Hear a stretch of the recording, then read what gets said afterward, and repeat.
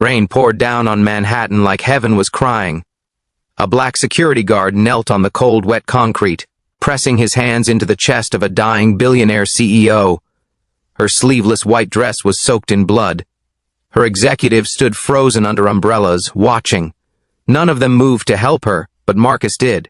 He saved the life of a woman who had never once looked him in the eye. What happened next would shock everyone, including Marcus himself.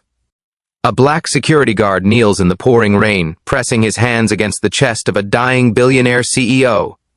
Her sleeveless white dress is soaked through and stained with blood from where her head struck the concrete. Her executives stand frozen under expensive umbrellas just 20 feet away. None of them moved to help her, but Marcus did. The rain came down hard that night. It hammered the Manhattan skyline like heaven itself was weeping over something the world had not yet seen, the kind of rain that soaks through your clothes in seconds, the kind that makes you question why you ever left the house, the kind that washes away pretense and reveals who people really are when comfort disappears. This was that kind of rain. And on this night, in front of the towering glass building that housed Hartwell Industries, the rain would become a witness to something nobody expected, something that would change lives forever, something that started with a heartbeat fading and ended with eyes finally opening. Marcus Thompson was 58 years old. He had worked the night shift at Hartwell Industries for 11 years. 11 years of standing at the front entrance. 11 years of opening doors for people who never said thank you. 11 years of nodding politely when executives walked past like he was part of the furniture. 11 years of yes ma'am and no sir. 11 years of being invisible. His uniform was always pressed. His shoes were always polished. His posture was always straight. But none of that mattered to the people who walked through those doors every day. To them, Marcus was not a man with a story. He was not a veteran who served his country. He was not a husband who loved his wife with everything he had. He was not a father who raised 2 children on a security guard's salary. To them, Marcus was simply the black man who opened the door. Nothing more, nothing less. And for 11 years, Marcus accepted this. Not because he believed it, but because he understood something most people never learn. He understood that his worth was not determined by how others treated him. His worth was determined by how he treated himself. And Marcus Thompson treated himself with dignity every single day. Tonight was different, though. Tonight was the annual company gala. The biggest night of the year for Hartwell Industries. A night when millionaires dressed up to impress billionaires. A night when champagne flowed like water and laughter echoed through marble hallways. A night when everyone who was anyone gathered under crystal chandeliers to celebrate their own success. And while all of this happened inside the warm golden glow of the building, Marcus stood outside, in the rain, alone. His job tonight was simple: direct traffic, guide the limousines, make sure the guests had a smooth arrival. Nobody cared that he was getting soaked. Nobody offered him an umbrella. Nobody asked if he wanted to take a break. He was expected to stand there and do his job. So that is exactly what he did. The executives gathered under the entrance awning. They laughed and sipped drinks someone had brought outside. They watched the rain like it was entertainment. They pulled out their phones to take pictures of the storm. Not one of them looked at Marcus. Not one of them acknowledged the man standing in the downpour just a few feet away. He was invisible to them. A ghost in a uniform. A shadow that moved when needed and disappeared when not. Marcus did not let this bother him. He had stopped letting it bother him years ago. He simply focused on his breathing, focused on the rhythm of the rain, focused on the fact that tomorrow morning he would go home to Denise, his wife, his heart, the woman who saw him even when the whole world refused to look. That is when everything changed. The side door of the building swung open with a crash. Marcus turned his head quickly. His instincts kicked in immediately. Something was wrong. He could feel it before he saw it. Then she appeared. Victoria Hartwell, 32 years old, stunning, powerful. The youngest female CEO of a Fortune 500 company in American history. She was wearing a sleeveless ivory dress that probably cost more than Marcus made in 3 months. Her hair was perfect. Her makeup was flawless. But her face was twisted in pain. She stumbled forward. Her hand clutched her chest. Her mouth opened but no words came out. Her eyes went wide with terror. Then her lips began to turn blue. Heart attack. Marcus recognized it immediately. He had seen it before during his years in the military. He had seen men twice her size drop the same way.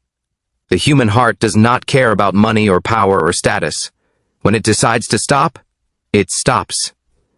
and Victoria Hartwell's heart was stopping right there on the wet concrete. She collapsed. Her body crumpled like paper. Her head struck the ground with a sound that made Marcus wince. The rain pounded her face. Her chest stopped moving. For a moment, time itself seemed to freeze. The executives under the awning gasped. Some covered their mouths. Some stepped backward. Some whispered to each other with panicked eyes.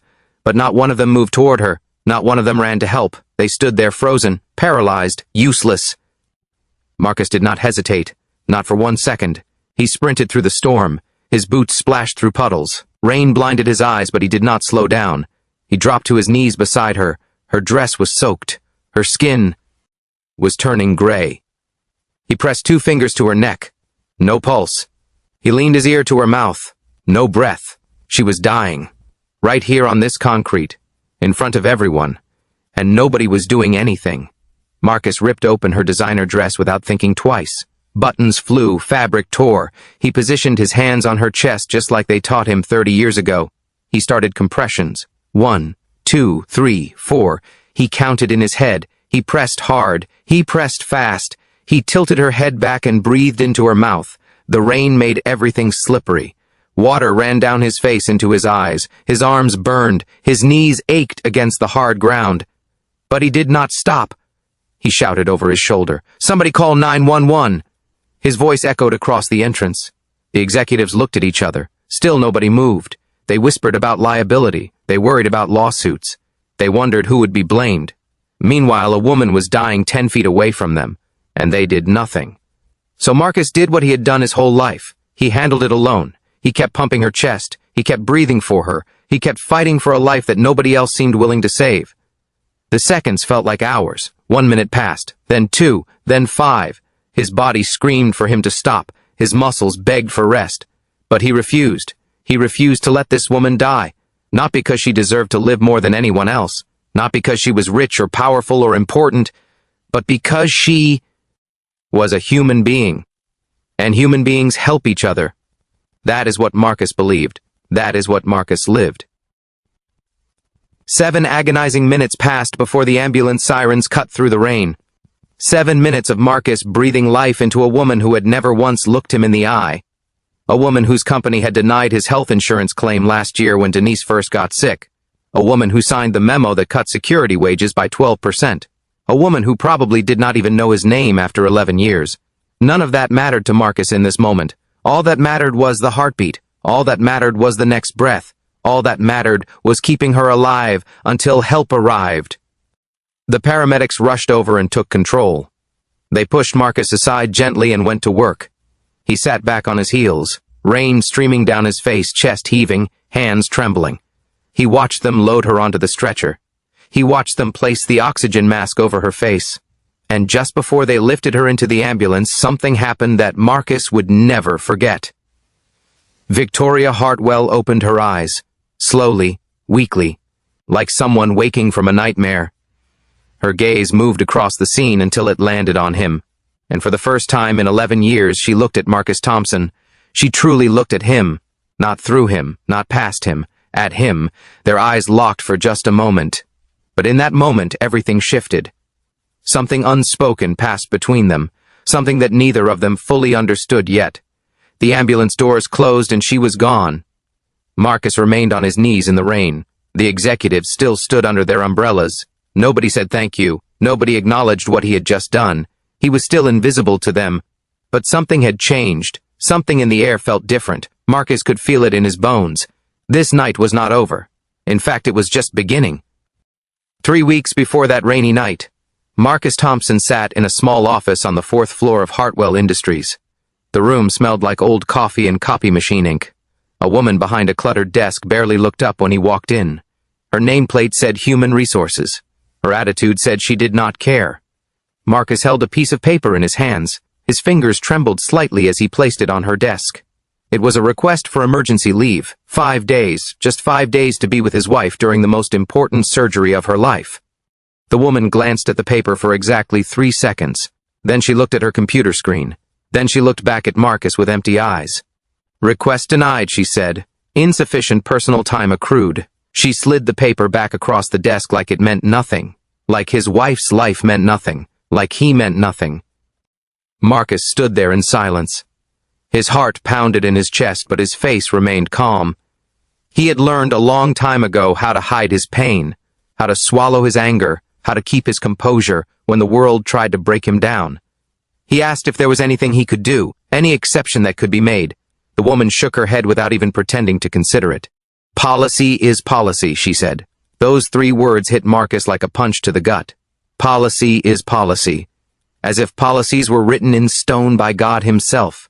As if there was no room for humanity, no room for compassion, no room for a man who had given 11 years of his life to this company. His wife Denise needed surgery. Aggressive breast cancer, stage 3. The doctor said they caught it late. They said the tumor had grown faster than expected. They said she needed the operation as soon as possible or the cancer would spread to her lymph nodes. Every day mattered. Every hour mattered. And Marcus had used all his personal days nursing Denise through 6 months of chemotherapy. He had held her hair back when she vomited. He had carried her to the bathroom when she was too weak to walk. He had slept in a chair beside her bed because she was afraid to be alone at night. He had done everything a husband should do, everything a man should do. And now when he needed just 5 days to hold her hand during surgery, Hartwell Industries looked him in the eye and said no. Marcus went home that night and sat on the edge of his bed. He did not cry. He had stopped crying years ago. Instead, he just sat there staring at the wall. Denise was asleep in the next room. The sound of her breathing machine hummed through the thin walls. He thought about quitting. He thought about walking into that building tomorrow and telling them exactly what he thought of their policies. But then reality set in. The health insurance, the mortgage, the medical bills that were already piling up like mountains. He could not afford to quit. He could not afford to lose his temper. He could not afford to be anything other than exactly what they expected him to be. Quiet, obedient, invisible. The next day, Marcus filed an appeal. He wrote a letter explaining his situation. He attached documents from the hospital. He included a note from Denise's oncologist describing the severity of her condition. He put everything in an envelope and handed it to the same woman in human resources. She promised someone would review it, someone important, someone with the authority to make exceptions. Marcus thanked her politely and returned to his post at the front door. 3 days later, he received a response. It came in a plain white envelope with the Hartwell Industries logo in the corner. He opened it with shaking hands. Inside was a single piece of paper, a form letter, the kind of letter that gets sent to hundreds of people without anyone actually reading it. At the bottom was a signature he recognized. Victoria Hartwell. The CEO herself had signed off on his denial. "Policy is policy," the letter repeated. "We appreciate your dedication to the company." That same week, Marcus watched things that made his blood boil. He watched executives take 2-hour lunches at expensive restaurants. He watched them stumble back to the office laughing and smelling like wine. He watched junior managers leave early for golf meetings that everyone knew were just excuses to skip work. He watched assistants take personal calls for hours at a time. He watched people bend the rules every single day without consequence. And he watched Victoria Hartwell herself arrive late every morning in a chauffeured black car. She would step out in sleeveless designer dresses that cost more than his monthly salary. She would glide past Marcus without a glance, without a nod, without a single acknowledgement that he existed. And still Marcus said, "Good evening, ma'am," every single time, because that is who he was. That is who he chose to be. Denise asked him once why he stayed. She was lying in her hospital bed, tubes running into her arms. Her beautiful brown skin had turned gray from the treatments. Her eyes were tired but still full of love. "Why do you keep going back there?" she whispered. "They treat you like you are nothing." Marcus held her hand gently. He looked into her eyes and spoke from his heart. "Because someone has to," he said. "Someone has to show up and do the right thing even when nobody is watching. Someone has to prove that dignity cannot be taken away by policies or paychecks or people who think they are better than you, and because I will not let them make me bitter, Denise. I refuse to let them steal my joy." His co-workers did not understand. They laughed at him behind his back. They called him Uncle Marcus. A name meant to sting, a name meant to suggest he was weak, that he bowed too easily, that he accepted disrespect with a smile. They said he was too soft, too forgiving, too willing to let people walk all over him, but they did not understand what Marcus understood. They did not see what he saw. Marcus carried something inside him that no policy could deny, something that no form letter could take away. He carried a quiet dignity that came from knowing exactly who he was. He was not a security guard. He was not an employee number. He was not invisible. He was a man who had served his country with honor, a man who had raised 2 children into successful adults, a man who loved his wife more than life itself, and no corporation in the world could change that. The night of the gala arrived like any other work night for Marcus. He put on his uniform. He polished his shoes. He kissed Denise goodbye even though she was too tired to open her eyes. Her surgery was scheduled for the following morning. He should have been home. He should have been sitting beside her bed reading her favorite poems. He should have been holding her hand and telling her everything would be okay. But instead, he was standing in the rain outside Hartwell Industries, directing traffic for people who would never know his name, smiling politely at executives who would never see his face, doing his job because that is what Marcus Thompson did. He showed up. He did what was right, even when nobody thanked him, even when nobody cared. The rain poured down harder as the night went on. Marcus thought about Denise lying in that hospital bed alone. He thought about the surgery that would happen in just a few hours. He thought about how he should be there instead of here. And then he saw Victoria Hartwell stumble out of that side door. He watched her collapse onto the wet concrete. He watched her stop breathing. And without hesitation, he ran to save her life. The same woman who signed the letter denying his leave. The same woman who walked past him every day like he was furniture. The same woman whose company refused to show him an ounce of compassion. He saved her anyway, because that is who Marcus was. He saved people who would never save him. And somehow in his heart he knew that this night would change everything. He just did not know how much. Victoria Hartwell survived. The doctors at Mount Sinai Hospital called it a miracle. They said 7 minutes without professional medical help should have caused severe brain damage. 7 minutes without oxygen to the brain should have left her in a vegetative state. 7 minutes of a heart not beating should have ended her life or destroyed her mind. But somehow Victoria Hartwell woke up with full cognitive function. Somehow she opened her eyes and remembered her own name. Somehow she survived without any permanent damage. The medical team could not explain it. They ran test after test looking for signs of trauma. They checked her reflexes. They scanned her brain. They monitored her vitals around the clock.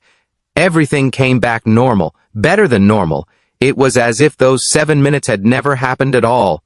The lead cardiologist pulled Victoria's mother aside and used the word miracle 3 times in one sentence.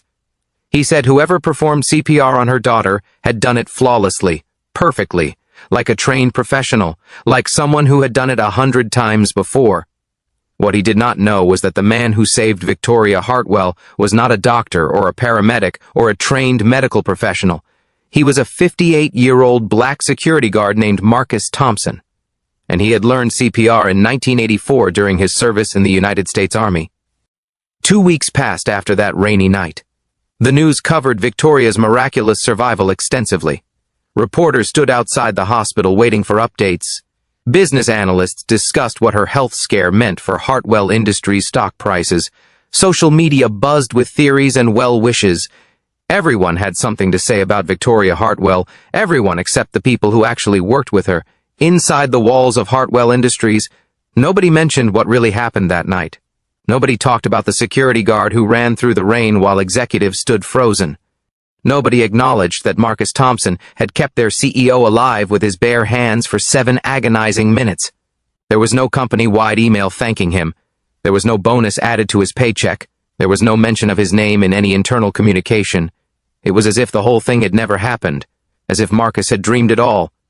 He returned to his post at the front door the very next day. He put on his uniform. He polished his shoes. He smiled politely at executives who walked past without looking. And he said nothing, because that is what invisible men do. They stay silent. They keep working. They wait for a world that never notices them. Then one Tuesday afternoon, everything changed. Marcus was standing at his usual post when his radio crackled. A voice he did not recognize asked him to report to the executive floor immediately. Marcus felt his stomach drop. In 11 years, he had never been called to the executive floor. That was where the important people worked. That was where decisions were made behind closed doors. That was where careers ended with a handshake and a security escort. Marcus knew exactly what this meant. They were going to fire him. They had found some excuse, some policy violation, some reason to get rid of the man who had seen their CEO at her weakest moment. He had embarrassed them by doing what they were too afraid to do. Now they were going to make him pay for it. Marcus took the elevator to the 40th floor. His heart pounded with each number that lit up above the door. The hallway was quiet when he stepped out. Expensive art hung on the walls. The carpet was so thick his footsteps made no sound. Everything smelled like money and power and secrets. Victoria's assistant sat behind a large desk near the corner office. She looked up at Marcus with an expression he could not read. Then she simply pointed toward the door. "Go in," she said. "She is expecting you." Marcus took a deep breath. He straightened his uniform. He lifted his chin. If they were going to fire him, he would leave with his dignity intact. He would not beg. He would not argue. He would walk out the same way he had walked in 11 years ago, with his head held high. The office was enormous. Floor-to-ceiling windows overlooked the Manhattan skyline. Rain streaked down the glass like tears running down a giant face. Gray clouds hung low over the city, blocking out the afternoon sun. The room felt cold despite the expensive heating system. And there, in the middle of it all, sat Victoria Hartwell. She looked different than Marcus remembered, smaller somehow, fragile. The powerful CEO who commanded boardrooms and intimidated competitors now looked like a lost child sitting in her father's chair. She wore a simple white blouse, no jewelry, no sleeveless designer dress. Her hair was pulled back in a plain ponytail. Dark circles hung under her eyes like she had not slept in weeks. When she looked up at Marcus, her gaze held something he had never seen before. Vulnerability. "Sit down," she said quietly. Her voice was barely above a whisper. Marcus looked at the expensive leather chair across from her desk. Then he looked back at her. He remained standing. After 11 years of being invisible, he was not about to sit down on command like an obedient dog. Victoria noticed his defiance. Something flickered in her eyes. Respect, maybe. Or recognition. She did not push the issue. Instead, she reached for a folder on her desk. Her hands were trembling slightly. "I pulled your file," she said. The words hung in the air between them. Marcus said nothing. He simply watched, waited. 11 years, Victoria continued. 11 years of perfect attendance. Not a single complaint, not a single incident. You showed up every single day and did your job without anyone ever noticing. She paused. Her voice cracked slightly. Until this year. This why? Year you requested emergency leave. 5 days to be with your wife during her surgery. The silence in the room became heavy. Marcus could hear his own heartbeat. He could hear the rain tapping against the windows. He could hear Victoria's breath catching in her throat. "I denied that request," she whispered. "I signed the form letter myself." She looked down at her hands. "I did not even read it. I had a stack of papers on my desk and I just signed them one after another. Your request was somewhere in that stack. Your wife was dying and I did not even take 5 seconds to read your words." Marcus stood perfectly still. His face revealed nothing. But inside his chest, something was stirring, something he had buried deep for a very long time. Victoria pushed a different folder across the desk. "This is my father's will," she said. "He founded this company 40 years ago, built it from nothing. Before he died, he added a clause that I never understood, something that made no sense to me until 2 weeks ago." Marcus looked at the folder but did not touch it. Victoria nodded toward it. "Open it, please." Slowly, Marcus reached down and picked up the folder. His hands trembled as he opened it. Inside was a legal document filled with complicated language. But one paragraph stood out. It was highlighted in yellow. Marcus read it 3 times to make sure he understood. "To any employee of Hartwell Industries who demonstrates extraordinary moral character through selfless action, I bequeath 15% ownership of this company and a permanent seat on the board of directors." Marcus looked up at Victoria. His mouth opened slightly, but no words came out. Victoria's eyes were wet with tears. "My father watched people," she explained. "He believed that true character only reveals itself during moments of crisis. He believed that somewhere in this company was a person who would prove themselves worthy, someone who would act when others froze, someone who would help without expecting anything in return. He waited 30 years for that person to appear." She stood up slowly and walked around her desk. She stopped directly in front of Marcus and looked into his eyes. "It was always going to be someone like you," she said, "someone invisible, someone overlooked, someone who had every reason to let me die but chose to save me anyway." Marcus felt the folder shaking in his hands. 15% ownership, a seat on the board, After 11 years of opening doors and standing in the rain, after being denied 5 days to be with his dying wife, after being treated like he did not exist. Now everything was about to change. The man the world refused to see was about to become impossible to ignore. But even in this moment of triumph, Marcus did not smile. He did not celebrate. He simply looked at Victoria Hartwell with the same steady gaze he had carried for 58 years, because Marcus understood something that most people never learn. This moment was not about money or power or revenge. This moment was about something far more important. And what came next would prove exactly what kind of man Marcus Thompson truly was. The boardroom fell silent. 23 executives sat around a mahogany table that cost more than most people make in a year. Crystal water glasses sparkled under golden chandeliers. Leather chairs creaked as bodies shifted uncomfortably. And at the head of that table sat two people who would change everything. Victoria Hartwell occupied her usual seat, but beside her sat someone nobody expected to see. Marcus Thompson, the security guard, the invisible man, the man who had opened doors for these same executives for 11 years without a single thank you. Now he sat among them wearing a simple navy blue suit. His posture was straight. His eyes were calm. His presence filled the room in a way that money could never buy. The executives stared at him with a mixture of confusion and fear. They had heard the rumors. They knew about the will. They understood that this black man who had stood in the rain directing their limousines now held 15% ownership of their company. Combined with Victoria's shares, that meant Marcus Thompson had controlling interest in Hartwell Industries. The people who had ignored him now needed his vote. The people who had walked past him like furniture now had to ask for his approval. The irony was not lost on anyone in that room. Some of the executives expected revenge. They whispered among themselves before the meeting started. They predicted that Marcus would use his new power to punish everyone who had wronged him. They assumed he would fire the woman from Human Resources who denied his leave request. They thought he would slash executive bonuses and redirect the money to security staff. They believed he would humiliate them the same way they had humiliated him. That is what they would have done in his position. That is what power meant to them. A weapon to wound those who wounded you. A tool for payback. A chance to make others feel as small as they once made you feel. But Marcus Thompson was not like them. He never had been. And in the coming hours he would teach them a lesson they would never forget. The first motion Marcus brought to the board was comprehensive health coverage for all employees. Not just executives, not just managers. Everyone. From the janitors who cleaned the bathrooms at midnight to the security guards who stood in the rain. Every single person who worked for Hartwell Industries would now have access to quality health care. The executives shifted in their seats. Some did the math in their heads and winced at the cost. But when Marcus called for a vote, his steady gaze moved around the table like a searchlight. One by one, hands went up. The motion passed unanimously. Next, Marcus proposed paid family leave for any employee dealing with a medical emergency. 2 weeks minimum. More if needed. No more denying requests with form letters. No more policy is policy. From now on, human beings would be treated like human beings. Again, the vote was unanimous. Nobody dared oppose him. But it was not fear that moved their hands. It was something else, something they had not felt in a long time. Shame. For the first time, these powerful men and women looked at their own reflections and did not like what they saw. Victoria Hartwell watched Marcus throughout the meeting with tears forming in her eyes. She saw what he was doing. He was not seeking revenge. He was rewriting the rules. He was taking the pain he had experienced and transforming it into protection for others. He was making sure that no employee would ever go through what he went through. No spouse would have to lie alone in a hospital bed while their partner stood in the rain for a company that did not care.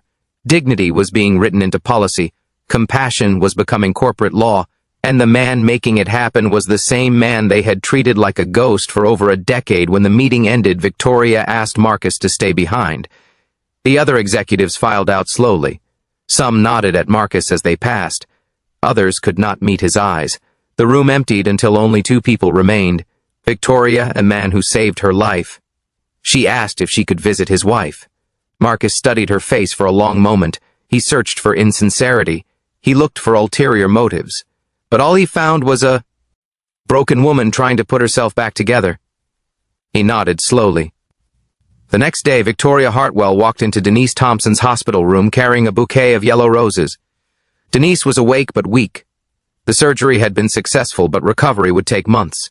She looked up at the young white woman standing in her doorway and recognized her immediately. Every employee knew Victoria Hartwell's face. Denise expected anger to rise in her chest. This was the woman who had denied her husband's leave, the woman whose signature had kept Marcus away during her darkest hours. But when Victoria sat down beside the bed and began to cry, Denise felt something unexpected. Compassion. They sat in silence for almost an hour. Victoria did not try to explain herself. She did not make excuses. She simply sat there with tears streaming down her face. Finally, Denise reached out and took her hand. The gesture was so simple yet so powerful. A dying woman offering comfort to the person who had wronged her. Grace upon grace upon grace. Before Victoria left, she whispered 2 words that carried the weight of 1,000 apologies. Thank you. She was not just thanking Denise for her forgiveness. She was thanking her for raising a man like Marcus, a man who could have let her die and chose to save her instead. Later that week, Victoria found Marcus standing by the window in her office. Rain streaked down the glass just like it had the night she almost died. The gray sky hung low over Manhattan. The city below moved forward, unaware of the transformation happening 40 floors above. Victoria stood beside him and watched the rain fall. "Why did you save me?" she asked quietly. "After everything I did, after the way this company treated you, after I signed that letter without even reading your words, why did you run through that storm to save my life?" Marcus did not answer right away. He watched the raindrops race each other down the glass. He thought about Denise lying in that hospital bed. He thought about all the nights he stood alone in the cold while executives laughed under shelter. He thought about 11 years of being invisible. Then he spoke. "Because who you were to me does not define who I am." The words hung in the air like sacred scripture. Victoria turned to look at him. His profile was strong against the gray light. His eyes held no anger, no bitterness, no resentment, just peace. Marcus continued speaking. "I am not a security guard," he said. "I am not invisible. I am not defined by a uniform or a paycheck or a job title. I am a man who knows that every soul matters, even the ones who forgot how to see, even the ones who walked past me like I was furniture, even the ones who signed letters without reading them. Every single soul matters. And on that night in the rain, I did not see a CEO. I did not see the woman who denied my leave. I saw a human being whose heart had stopped beating, and I could not let that human being die. Not because she deserved to live more than anyone else, but because helping others is who I am. It is who I have always been, and no amount of disrespect will ever change that." Victoria resigned as CEO 6 months later. She donated half her shares to a foundation that provided scholarships for underprivileged students. She joined a nonprofit organization serving homeless communities in Brooklyn. She traded her sleeveless designer dresses for simple clothes that let her work with her hands. She learned the names of every person she served. She looked them in the eyes when she spoke to them. She became the kind of person her father had always hoped she would be, the kind of person Marcus Thompson had been all along. The board offered Marcus the CEO position. He declined. He said the corner office was not where he belonged. Instead, he returned to his post at the front door of Hartwell Industries. He put on his uniform. He polished his shoes. He stood at the entrance and greeted everyone who walked through. But something had changed. Now every single person who passed Marcus Thompson looked him in the eye. They said good morning by name. They asked about Denise's recovery. They thanked him for the new healthcare policy. They saw him. For the first time in 11 years, the invisible man was finally seen. And that is the lesson of this story. The world will try to make you invisible. People will overlook you. They will undervalue you. They will forget your name and walk past you like you do not exist. But your worth is not determined by how others see you. Your worth is determined by how you see yourself. Character is not built in comfort. It is revealed in crisis. And one day, the very people who ignored you will need you to save them. When that moment comes, you will have a choice. You can become bitter, or you can become better. You can seek revenge, or you can offer grace. Marcus Thompson chose grace. And in doing so, he taught a billion-dollar company what no business school could ever teach. That true power is not about controlling others. True power is about remaining exactly who you are even when you have every reason to become someone else. Sometimes the person the world refuses to see is the very one heaven has been watching all along.